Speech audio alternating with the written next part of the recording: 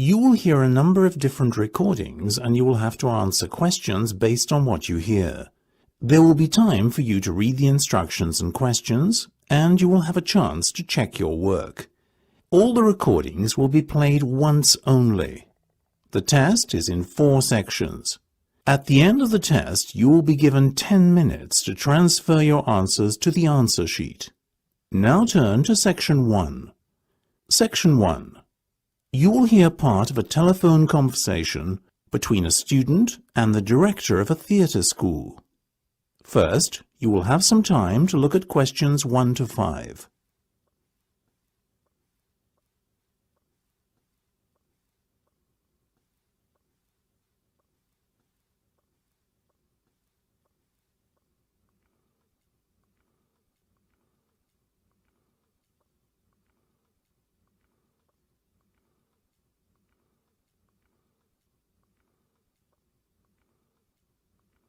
You will see that there is an example that has been done for you. On this occasion only, the conversation relating to this will be played first. And could you tell me a little bit about the history of the school? Of course. Rosemary Theatre School was established in 1924 and has gone from strength to strength since. It's now the largest school of its kind in the United Kingdom. The theatre was established in 1924, so you write 1924 in the space provided. You should answer the questions as you listen, because you will not hear the recording a second time. Listen carefully and answer questions 1 to 5. And could you tell me a little bit about the history of the school? Of course. Rosemary Theatre School was established in 1924 and has gone from strength to strength since. It's now the largest school of its kind in the United Kingdom. I see. Yes, and did you know we were awarded His Majesty's Certificate of Excellence in 1950? That was perhaps our proudest moment. Very impressive. And in more recent times? Well, a lot has changed. I hardly recognise the school anymore from when I first became a teacher, almost 40 years ago. But those changes were absolutely necessary if the school was to remain at the cutting edge of performance arts. Didn't the theatre used to be located on Bridgeway? That's right, but then the Ambleside School of Dance merged with us and we moved to new buildings to accommodate the greater number of students we'd have to teach. Was it in 1975 when you became the largest performance arts school in the country? Yes, our school and its reputation grew and grew.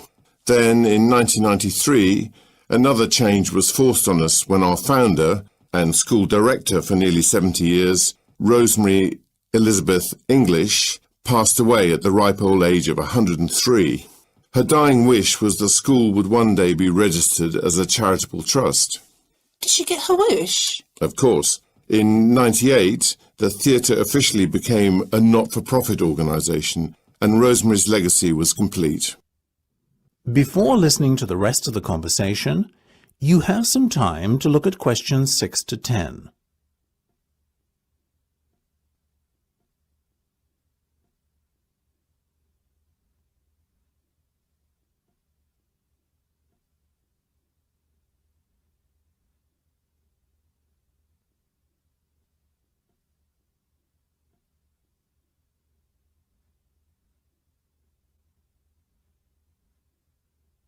Now listen and answer questions 6 to 10.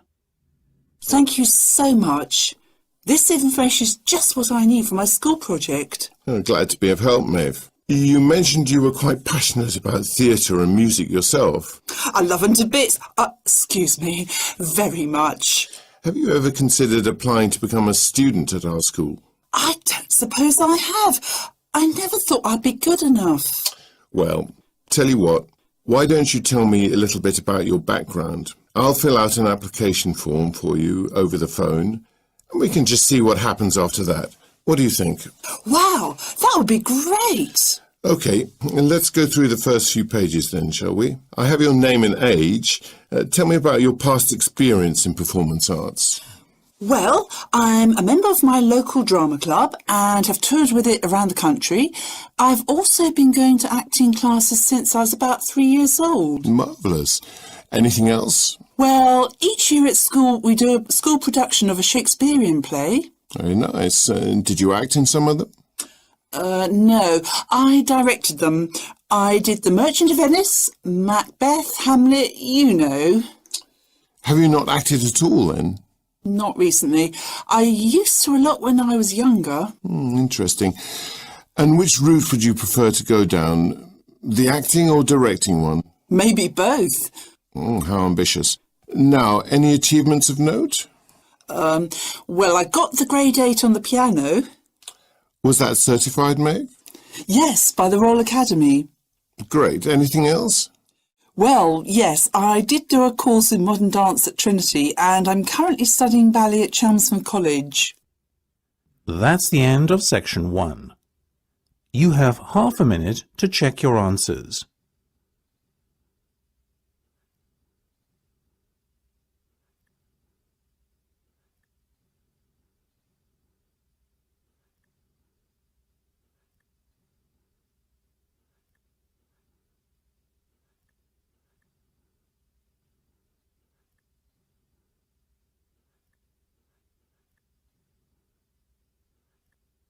Now turn to section 2. Section 2. You will hear a tour guide talking to some tourists. First, you will have time to look at questions 11 to 16.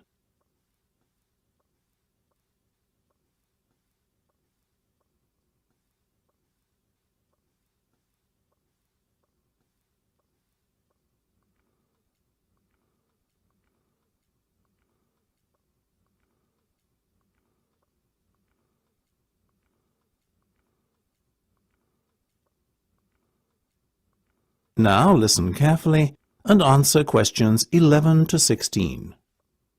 Hello and welcome to Edelwarn Palace Estate. The map I'm just handing out. There you go. You're welcome. Please pass the rest of those around for me, would you? Thanks ever so much. Now, where was I? Yes. The map James was kind enough to pass around shows the entire grounds of the estate. The bus is parked just here at the entrance gate to the estate, where the 2 guards are standing either side. See? We'll make our way in on foot, as no public vehicles are allowed beyond this point. We're going to head straight up the main road towards the palace itself, and on our way there, we'll stop to have a look around the gallery, which is about halfway up. You see it there on your map, I'm sure. Then onwards to the palace, and we'll watch the changing of the guards. As the off-duty guardsmen make their way back to the residence of the guards, so too will we, by following the road just right of the palace on your map. The residence is on the corner, just before you come to the maze. We're privileged in that the guards have kindly opened up their doors to us so we can get an insight into how they live. After we spend about half an hour there, it's off to the maze we go, where we might spend a good deal longer. Well, where some of us might anyway. Opposite the maze, on the other side of the road, down a lane leading off the main road, is a delightful animal sanctuary. Oh, I do beg your pardon. That's not the animal sanctuary at all, but the archery range. Yes, the archery range, and we'll stop there next. Most of the sports and activities are on the other side of the estate. See, you have river fishing, the cricket pitch, and the golf course over there. That's the golf club, by the way, at the end of the lane. We'll be lunching there a little later this afternoon. It's a beautiful area overlooking the forest and lake, and you can see the golf course itself right beside it. But back to the archery range now, and on from there we'll be stopping off at the observatory, which is more than 100 years old. It's on the way back to the main gate just after the animal sanctuary. Yes, there's the animal sanctuary and the birds of prey exhibit, which is unfortunately closed at present.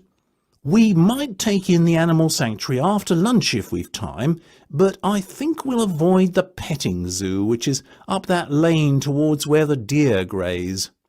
Now, On our way to lunch at the golf club, we'll cross over the main road to the opposite side to the observatory and visit the botanical gardens.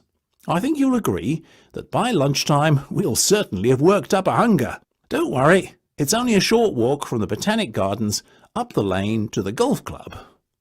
No more than 5 minutes, I'd say. Before you hear the rest of the discussion, you have some time to look at questions 17 to 20.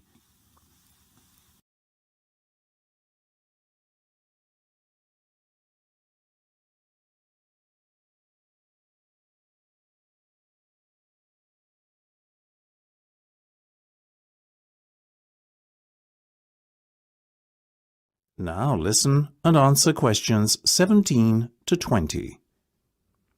Now, after lunch, you'll have a choice of activities. Should you want to play golf, there's the 9-hole par 3 course, which is good for intermediate players who have some experience. But I strongly recommend the pitch and putt course for the complete novices among you. If golf isn't your cup of tea, you could partake in a game of cricket. Designed for people of all fitness and ability levels, our cricket matches are all about fun and having a good time. Please don't take it too seriously. I guarantee first-timers will love it.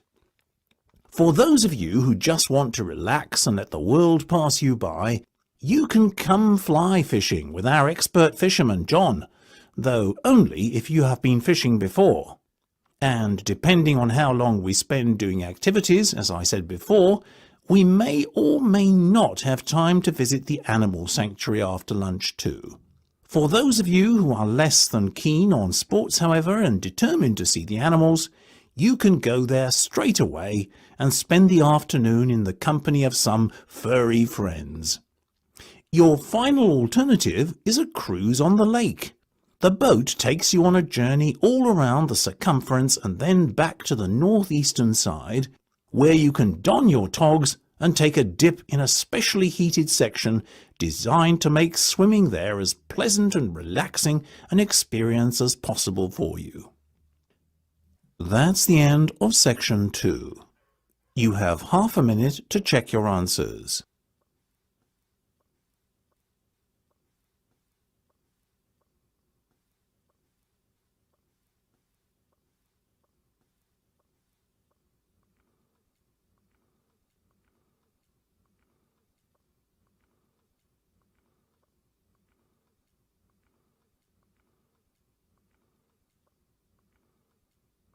Now turn to section 3.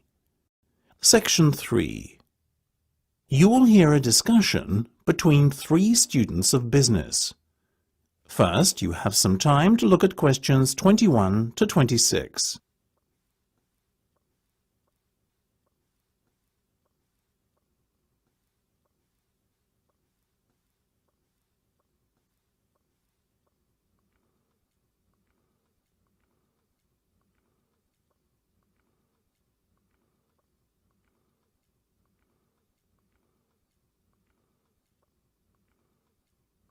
Now listen carefully and answer questions 21 to 26. Did you have a chance to look at that case study yet? Yes, I had a read over the data last night, and you? I had a close look at it and I made some notes, actually. John, you feeling okay? It's unlike you to be such a conscientious student. Ha ha, very funny. I think it's an interesting project, and I'm not going to pretend I don't enjoy researching something when I do. Well then, John, in that case, let's start with you. What conclusions did you draw? Well, it's obvious for a start that both the departments responsible for car sales and car repair are struggling. Really? But surely the motorcycle department, which made, after all, the least profit, is faring worse than any other. No, Lisa, you're not taking into account last year's figures. Both the car sales and the car repair departments have seen their profits halve, while motorcycle profits, on the other hand, have remained steady and may even have improved slightly. The fact that car sales generated around $1 million in profits is neither here nor there, if you ask me. That department performed the most poorly, relatively speaking. Yes, but it still brought in a huge amount of profit, as did the car valeting department. I completely agree with you on that last point. A profit of just under 1.5 million is not to be sniffed at. Valeting had a good year this time out, not to mention the fact that, due to widening margins, the profit figure I just mentioned represented an increase of 100% on the year before's. Irrespective of what either of you say, though, the bottom line is that the car repair department was still the most profitable. True, very true. That's just quite a sharp drop from 3 million to just over 1.5, wouldn't you say? Of course, but let's look at why for a minute. I think it's something to do with the breakdown of costs. For example, take the motorcycle department.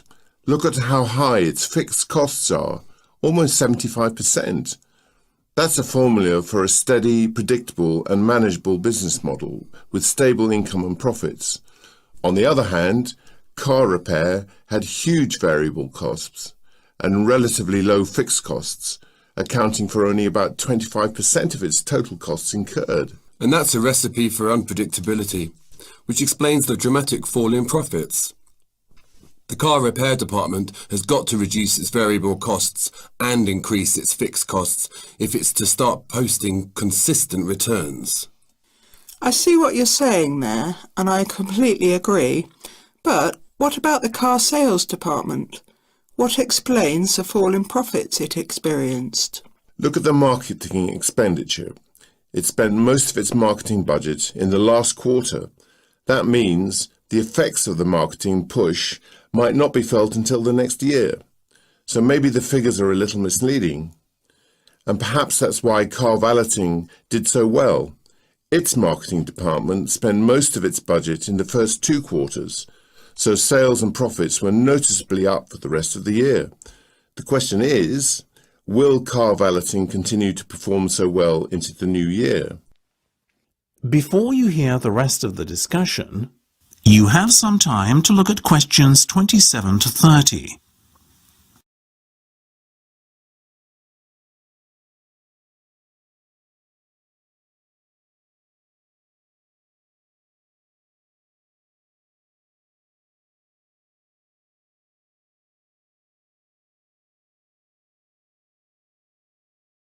Now listen and answer questions 27 to 30.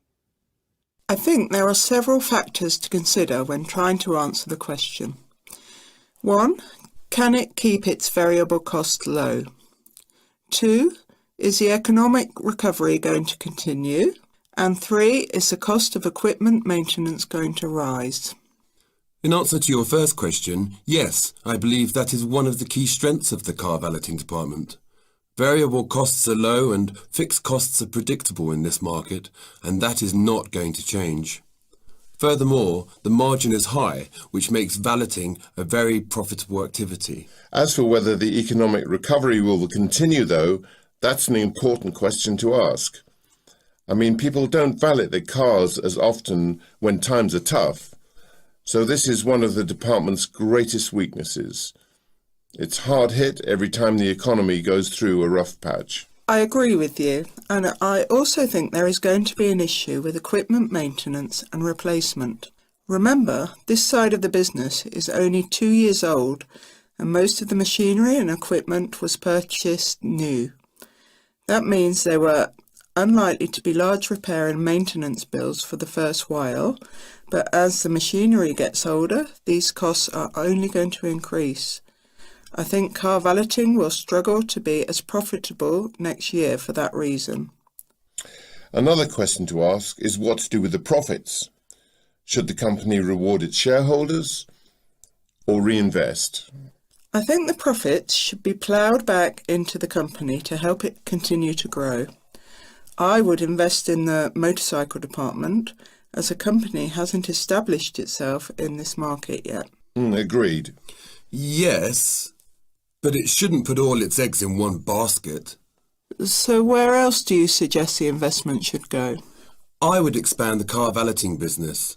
The margins are so high that there is the potential to generate huge profits there. It's a no-brainer for me. I can see your point. The car sales and car repair department don't need as much support as they are already well established. I'll say this, though. The company had better give its shareholders a return on their investment next year, though. Otherwise, they will start to question the wisdom of purchasing shares. After all, what's the point in investing in a profitable business if you don't enjoy the fruits of your investment? That's the end of section 3. You have half a minute to check your answers.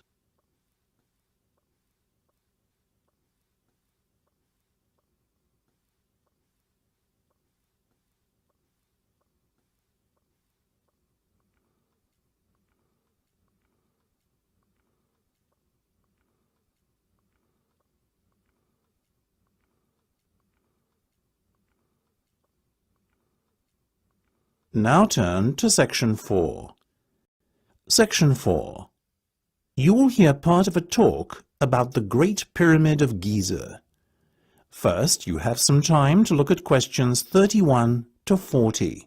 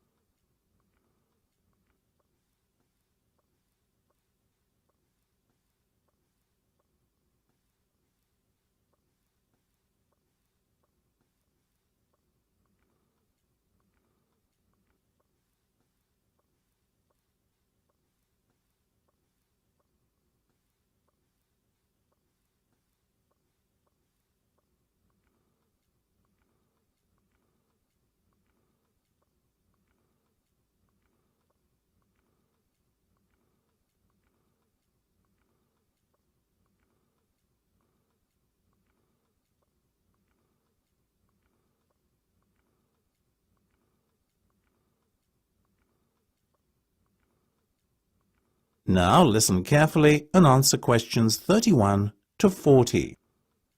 Thank you for coming along today. Archaeology has been my life's work, and it is an honor to be able to share that which I love with the wider public, and to hopefully instill a similar passion in some of you here today, and who knows, maybe inspire the next generation of archaeologists. Now, if you have researched my background, you will know that for most of my career I have worked in Egypt. So, unsurprisingly, it is a little bit of Egyptian magic that I want to share with you today. Look at the screen above me here. What you see is one of the most awe-inspiring sights in the world. It is, of course, the Great Pyramid of Giza, or at least a diagram thereof. Let me first take you on a little walk through the pyramid to show you what it contains. Leading down the passageway from the entrance takes you to the subterranean chamber. Now, for any of you taking notes, let me spell that. Subterranean. S-U-B-T-E-R-R-A-N-E-A-N. Spelling has always been a weakness of mine too, so never mind. Now, no one really knows what this was meant to be, but some speculate the king may have originally built this burial tomb here and then changed his mind.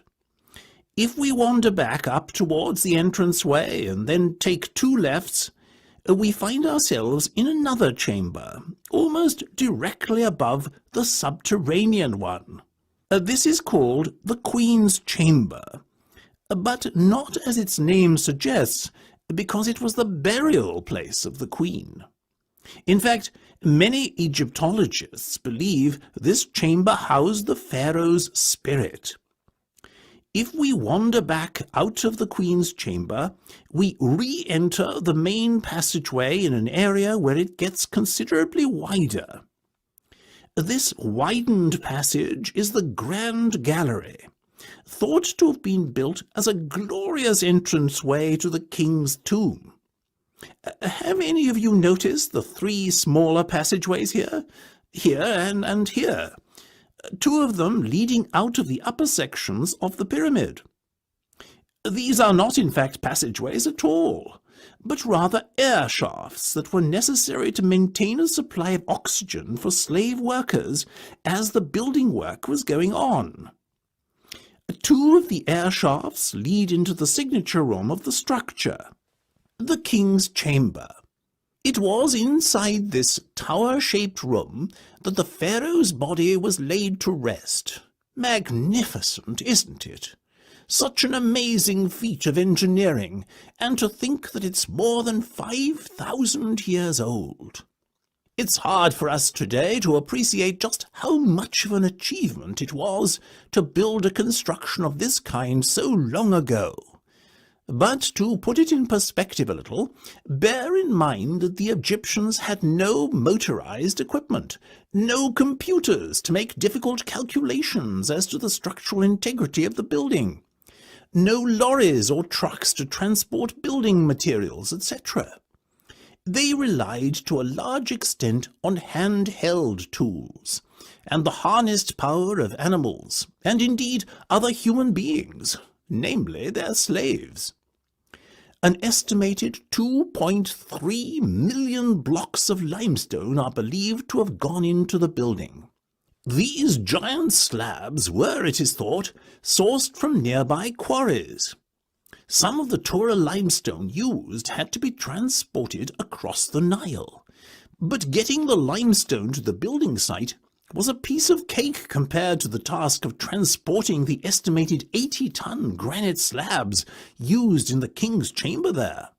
After all, these came from the town of Aswan, some 500 miles away. In total, it is believed that 8,000 tons of granite from Aswan, 5.5 million tons of limestone, and 500,000 tons of mortar were used in the construction. The ingenuity of the ancient Egyptians was demonstrated time and time again. In response to the challenge of having to somehow cut the giant slabs of limestone and granite, the Egyptians devised a novel method which involved hammering wooden wedges into the stone. Water was then poured onto the wedges until they were completely soaked. As the wedges absorbed the water, they expanded, causing cracks to form in the rock as they did so, effectively cutting the slabs into pieces for the Egyptians. At completion of the main structure, white casing stones were added. Sadly, little evidence remains of these, and we can only imagine how beautiful the pyramid must have looked with this white facade adorning it. A massive earthquake which struck in AD 1300 loosened most of the outer casing stones, and these were removed at the wishes of the then ruling Bahri Sultan, who wanted them reused to build mosques and fortresses in Cairo. In fact, many of the original casing stones can still be seen on structures around the city today. The precise manner in which the pyramid was constructed is still not known. Various theories suggest the huge slabs of stone were either pulled, dragged, lifted, or even rolled into place.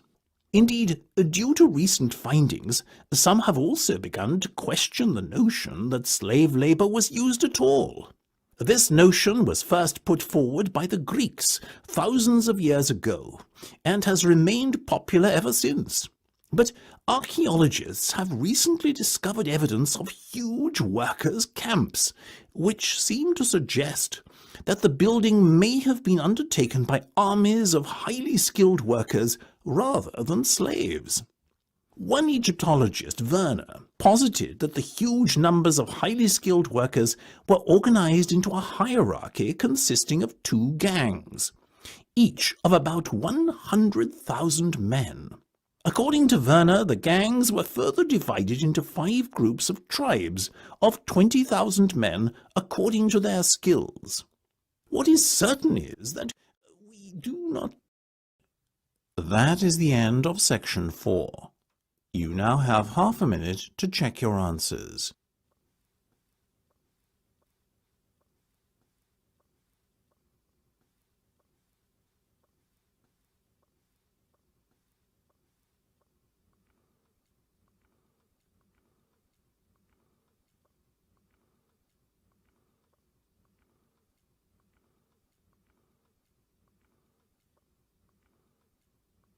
That is the end of the listening test. You now have 10 minutes to transfer your answer to the listening answer sheet.